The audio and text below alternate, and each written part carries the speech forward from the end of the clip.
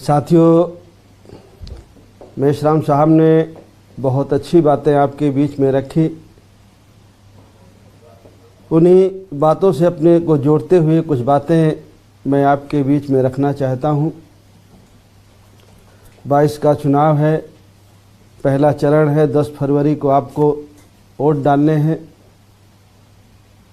और जब वोट डालना है हमें, तो हमें इस चीज़ को ज़रूर ध्यान में रखना है कि हर 5 साल में जब हम वोट डालने जा रहे हैं तो जिसको हम वोट देते हैं और उस वोट से जो जीत के जाता है, क्या उससे हमारा कुछ फ़ायदा हो सकता है या उससे हमारा नुकसान हो सकता है कुछ। ये पहली और प्राथमिक ज़रूरत है ये हमारी। मैं ये बात को अक्सर सभी साथियों के बीच में कहता हूँ कि जो 5 साल में चुनाव आता है या 2.5 साल में आता है और जब हम वोट डालते हैं, अगर वोट डालते समय हमारे दिमाग में ये बात आ जाए कि जिसको हम वोट डाल करके चुनने वाले हैं, विधानसभा में भेजने वाले हैं, या जब पार्लियामेंट का चुनाव होता है पार्लियामेंट में भेजने वाले हैं, ये जा कर के हमारे लिए कुछ अच्छा कर सकता है या हमारा कुछ नुकसान कर सकता है। अगर ये चीज़ हमारे समझ में आ जाए तो हमारे और हमारे बच्चों की किस्मत का बदलना शुरू हो जाए। आदरणीय मेश्राम साहब ने बहुत ऐतिहासिक बातें और इस गठबंधन के करने की वजह के बारे में सारी बातें उन्होंने कही। अगर हम इस वोट की ताकत को पहचान लें तो हमारी सारी समस्या का समाधान हो सकता है। आज हस्तिनापुर के हमारे भागीदारी परिवर्तन मोर्चा के कैंडिडेट हैं विनोद जाटव जी, और शाहियाबाद के हमारे पंडित मनमोहन झा जी हैं। दोनों कैंडिडेट हमारे भागीदारी परिवर्तन मोर्चा के हैं, लेकिन AIMIM के पार्टी के कैंडिडेट के तौर पर आपके सामने हैं। आप बहुत सारे किसान भाई हैं, बहुत सारे बिजनेसमैन साथी हैं, बहुत सारे मजदूर हैं, बहुत किस्म के काम धाम हम लोग करते हैं। हमने 5 साल भारतीय जनता पार्टी की सरकार को देखा है, सरकार के कार्यकाल को देखा है। हमें ये देखने की ज़रूरत है कि इस सरकार में हमें क्या फ़ायदा हुआ। उन्होंने कहा था हमें रोज़गार देने के लिए, क्या हमें रोज़गार मिला? उन्होंने कहा था महंगाई कम करने के लिए, क्या महंगाई कम हुई? नोटबंदी के समय उन्होंने कहा था कि आतंकवाद खत्म हो जाएगा, काला धन आ जाएगा। बहुत सारी बातें उन्होंने हमारे बीच में कही। उसके पहले 5 साल समाजवादी पार्टी की सरकार थी, उस सरकार को भी हमें सामने लाने की ज़रूरत है। समाजवादी पार्टी चाहती है कि उसके कार्यकाल को हम भूल जाएं, हम खाली याद रखें कि भारतीय जनता पार्टी को हराना है तो उनको वोट दो। हमें समाजवादी पार्टी के भी कार्यों को ध्यान में रखना जरूरी है। अगर हम समाजवादी पार्टी के कार्यकाल को याद रखेंगे तो हमें फैसला लेने में बहुत आसानी होगी। समाजवादी पार्टी के कार्यकाल में गरीब को, किसान को, कमज़ोर को, मजदूर के क्या हाल हुए? क्या भारतीय जनता पार्टी के समय से बेहतर हाल थे या इससे भी खराब हाल थे? इन सारी चीज़ों को हमें अपने सामने रखने की ज़रूरत है। आज चुनाव का वक्त है, सारे पार्टियों के नेता हमारे बीच में आते हैं, अपनी अपनी बातें रखते हैं, अपना अपना पक्ष रखते हैं। बहुत सारे वादे भी हैं हमारे सामने। कोई कहते हैं कि हम किसान हैं, किसान के कर्जे माफ़ कर देंगे। कोई कहता है हम लैपटॉप दे देंगे, मोबाइल दे देंगे, बिजली फ्री दे देंगे। बहुत सारी चीज़ें हमारे सामने आती हैं, लेकिन वो कब कर देंगे ये? क्या वो घर कर देंगे? क्या चुनाव जीतने से वो पहले कर देंगे? या जब चुनाव में हम उन्हें वोट दे करके जिता करके सत्ता में भेज देंगे और जो सत्ता में जाएगा वो राज खजाने का मालिक होगा? क्या राज खजाने से करेगा या वो घर से करेगा? और जब उसे जीतने के बाद राज खजाने का मालिक बनना है और राज खजाने से करना है तो उससे क्यों कराना? अगर उसकी नीयत अच्छी होती तो पहले कर सकता था, हमने उसे पहले मौका दिया है। इससे ये काम उससे नहीं कराना, ये काम तो हम खुद भी कर सकते हैं। गरीब का, किसान का, मजदूर का, दलित का, पिछड़े का, अकलियत का बच्चा भी कर सकता है। MIM के लोग भी कर सकते हैं, बावन मेश्राम साहब के लोग भी कर सकते हैं, बाबू सिंह कुशवाहा के लोग भी कर सकते हैं। अगर हमारे लोग अपनी वोट की ताकत को पहचानें और अपने वोट का सही इस्तेमाल करें तो आने वाला समय हमारे आने वाली पीढ़ी का होगा। आज जो देश के हालात हैं, कुछ लोगों ने हिंदुत्व के नाम पर हमारा वोट लिया और सत्ता में गए, हमारे बच्चों की शिक्षा ख़त्म की, रिजर्वेशन ख़त्म किया, आगे बढ़ने के सारे मौके ख़त्म किए, हर हाल में हर तरह से हमको पीछे करने की कोशिश की। और दूसरी तरफ समाजवादी पार्टी कहती है कि देखो भाई, बीजेपी बहुत ख़राब पार्टी है, बैकवर्ड का नुकसान करती है, दलित का नुकसान करती है, मुसलमान भाइयों का नुकसान करती है, तो आप हमको वोट दे दो। लेकिन जब हम उन्हें वोट दे करके उनको सत्ता में जब हमने भेजा 4 बार, तो उनका भी कार्यकाल हमें याद है।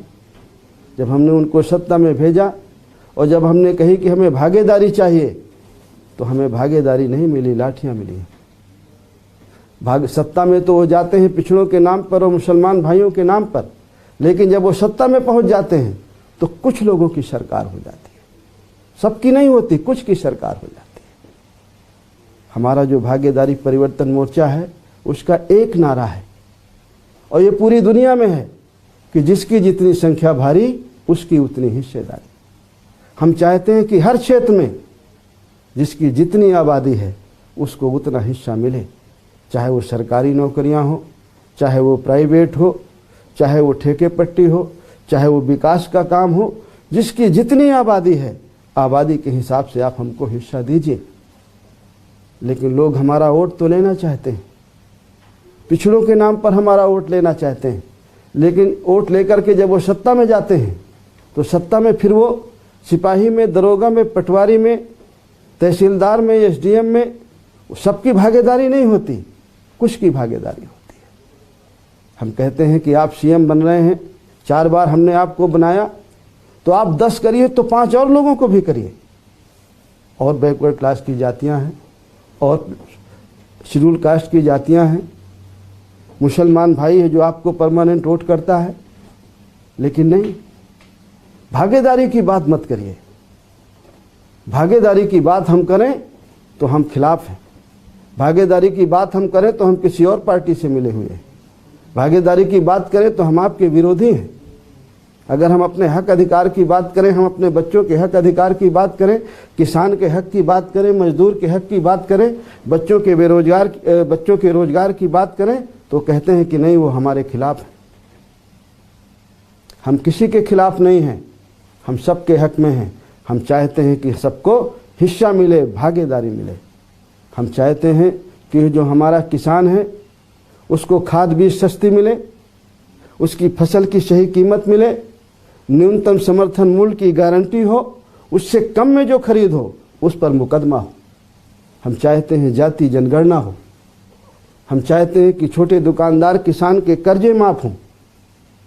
हम चाहते हैं एक समान शिक्षा पद्धति हो, चाहे वो गरीब का बेटा हो चाहे अमीर का बेटा हो।